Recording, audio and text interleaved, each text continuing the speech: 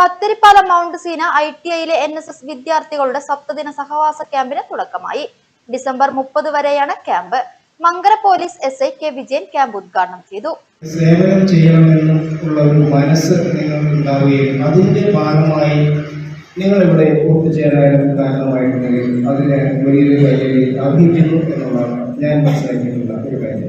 കാരണം നമുക്ക് ഒരുപക്ഷെ മറ്റേത് രംഗത്തേക്കോ അല്ലെങ്കിൽ മറ്റേതെങ്കിലും പരിപാടിയിലേക്കോ പോകാൻ മനസ്സ് കൊണ്ട് ആഗ്രഹിച്ചെങ്കിലും നമുക്കിവിടെ എത്താൻ കഴിഞ്ഞിട്ടുണ്ടെങ്കിൽ അത് തീർച്ചയായും ഒരു അഭിനന്ദനമാർക്കുന്ന സംഗതികളാണ്.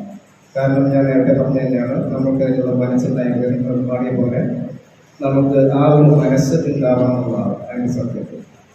അപ്പോൾ തീർച്ചയായും അത്തരത്തിലുള്ള ക്യാമ്പുകൾ അല്ലെങ്കിൽ ഇതുപോലുള്ള ക്യാമ്പുകൾ സംഘടിപ്പിക്കുമ്പോൾ എന്തുകൊണ്ടാണ് അങ്ങനെയുള്ളൊരു ക്യാമ്പുകൾ സംഘടിപ്പിക്കേണ്ടി വരുന്നത്, എന്തിനാണ് അത് സംഘടിപ്പിക്കുന്നത് എന്നുള്ളതിനെ കുറിച്ച് നമുക്കൊരു ബോധ്യങ്ങളാണ്, നമുക്ക് കുറേ ബോധ്യങ്ങളുണ്ടായിരിക്കണം. എന്തിനാണ് ഇത് ചെയ്യുന്നത്?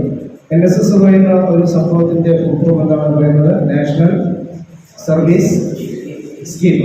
നാഷണൽ സർവീസ് സ്കീം എന്ന് പറയുന്ന ആ സർവീസ് എന്ന് പറയുന്ന വാക്കിന്റെ അർത്ഥം തന്നെ മറ്റുള്ളവർക്ക് സേവനം നൽകുക എന്നുള്ളതാണ്.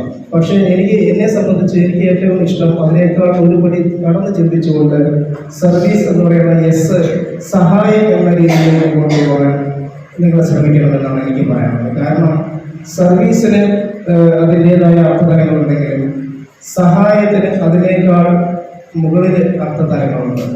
കാരണം ഒരു സർവീസിൽ ഒരു ആൾക്കൂട്ടൽ നിർബന്ധമൊന്നുമില്ല.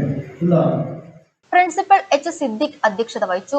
മാനേജിംഗ് കമ്മിറ്റി അംഗം നൌഷാദ് മുഹ്യിദ്ദീൻ മുഖ്യപ്രഭാഷണം നടത്തി. മാനേജിംഗ് കമ്മിറ്റി അംഗം PA ഷംസുദ്ദീൻ, MP ജയപ്രകാശ്, ജാൻസി റാണി, മുഹമ്മദ് റോഷൻ എന്നിവർ സംസാരിച്ചു. പ്രോഗ്രാം ഓഫീസർ PV വിപിൻ സ്വാഗതവും KA ഫാരിസ നന്ദിയും പറഞ്ഞു. രാവിലെ യോഗമുണ്ടായി. തുടർന്ന് നടന്ന ലൈഫ് സ്കിൽ ട്രെയിനിങ്ങിന് Kongad fire station officer NK Shaji നേതൃത്വം നൽകി. കലാവിരുന്ന്, ശുചീകരണം, മോട്ടിവേഷൻ ക്ലാസ്, നൈപുണ്യ വികസനം, സ്പോർട്സ്, പത്തിരിപ്പാല കാരുണ്യഭവൻ സന്ദർശനം തുടങ്ങിയവയാണ് സപ്തദിന സഹവാസ ക്യാമ്പിൽ ആവിഷ്കരിച്ചിട്ടുള്ളത്.